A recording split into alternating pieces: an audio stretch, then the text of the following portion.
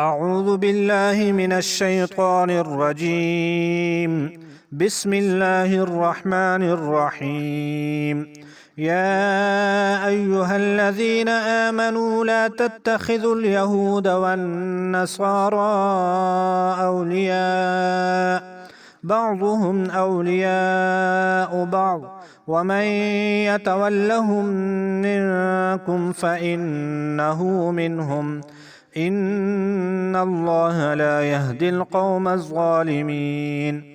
فترى الذين في قلوبهم مرض يسارعون فيهم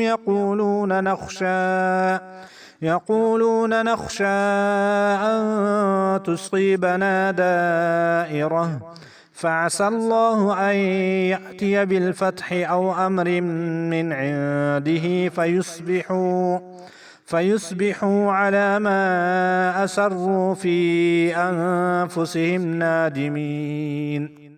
ويقول الذين آمنوا أهؤلاء الذين أقسموا بالله جهد أيمانهم إنهم لمعكم حبطت أعمالهم فأصبحوا خاسرين. يا أيها الذين آمنوا من يرتد منكم